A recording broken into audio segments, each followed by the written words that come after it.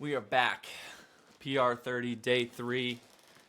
Today, I want to talk about the idea of sort of the shards of the soul or the archetypes of the soul. We talked in the past about the idea of Plato's scholar athlete. And Plato's scholar athlete is something like an archetype. The word archetype itself comes from the Greek archane, meaning original or old, and typos means pattern. So archetype together means something like the original pattern or derivative model. So if we go back and think about the idea of Plato's forms from the Republic, we start to see how the archetypes might exist in an ideal realm, like Plato's forms. So in the Republic, when Plato is talking about the forms, what he's talking about is somewhere above us, there exists a form of all things. A cup. There's a form of a cup that each cup on earth participates in cupness. There are certain aspects of a cup in its form that it must fulfill in reality in order to be considered a cup. So Plato thought, like for example, you could think about it in a triangle. Just because you can't see any triangles doesn't mean triangles don't exist. Even if we were to destroy every single triangle in the world that we currently see, the form of a triangle would still exist. So when Plato is talking about this idea of the forms, he is also coming at it from the aspect of trying to contemplate and think about things that are unchanging. As he saw it, and most of the ancients saw it, there is a sort of elevation up the ladder from temporal changing things on earth up to the unchanging. And so we might think about it in terms of a hierarchy. Things on earth are more temporal, and then the further up into the heavens we get, like stars, cosmic bodies, planetary bodies, the more unchanging they are. They last longer. And so that is why the ancients sort of saw the world, the cosmic world, hierarchically, is because they saw it structured as progressively getting into things more unchanging.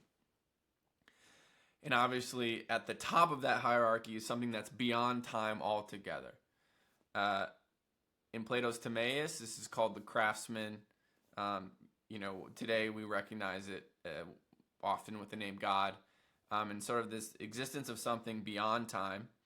And in the realm of beyond time, something that exists alongside this God or craftsman, or within this God or craftsman, is the ideal form, like the ideal, which then creates all of the sort of manifestations underneath it. We can think about this in the context of, there's a incomplete poem by William Blake called The Four Zoas.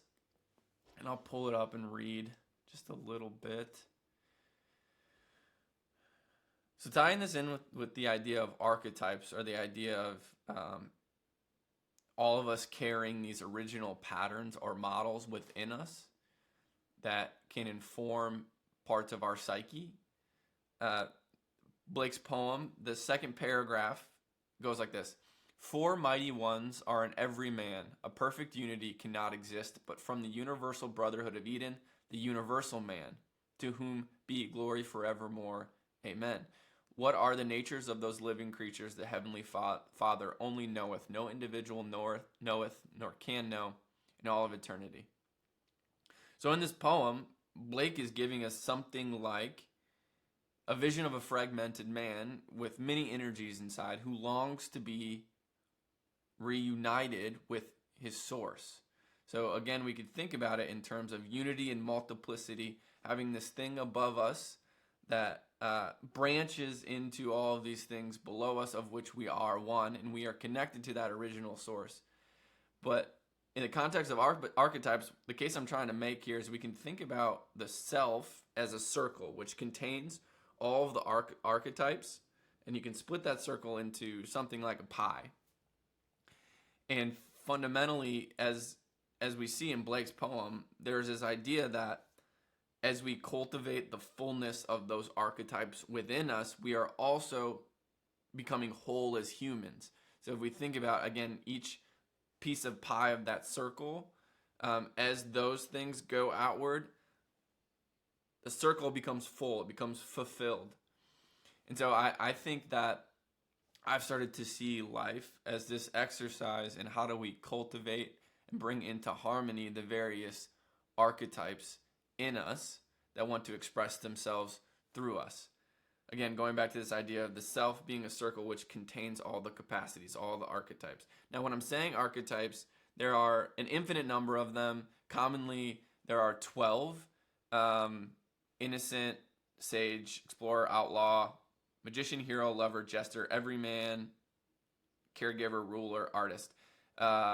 In the book King, Warrior, Magician, Lover, Robert Moore and Douglas Gillette, they condense it into 4: King, Warrior, Lover, Magician. But the point I'm trying to make, that's what I was saying with the four pieces of the pie. So if you think about King, Warrior, Lover, Magician, I think there's something very key here to how we develop the soul and the psyche and flourish truly in terms of, so eudaimonia is sort of that ancient type of happiness that Aristotle thought we were all after. It was very different than sort of the cheap dopamine instant hit happiness that we think of when we use the term happiness today. It was more like this deep sense of fulfilling joy that came when you were pursuing something meaningful. And so I think there is this relationship between the extent to which we cultivate these capacities, archetypes within us, and the extent to which we feel eudaimonia, or this deep sense of happiness. To the extent we participate in wholeness, and sort of make progress toward the ideal from where we came, that is when we experience all that life has to offer in us. So I don't have time to go into each of the archetypes, King, Warrior, Lover, Magician, the 4 condensed ones. But I think just to give a brief overview on one of them, Warrior, specifically just because I think the warrior is the one we've become the most separated from in our current day. The warrior archetype lives in every culture and every tradition. You can think about Achilles and Hector in ancient Greece and Homer's Iliad. You can think about the Vikings in Nordic culture. You can think about the samurai in Japan. You can think about King David as sort of something like the warrior king to the Hebrews. But obviously, in the 20th century, the 2 world wars that the world saw, it made us skittish when it comes to the warrior, because the warrior that is unharmonized and unbalanced and out of control and untamed becomes the sadist. And the sadist is the one who abuses themselves and others. They're disconnected from the lover, so they don't see themselves as one with other people.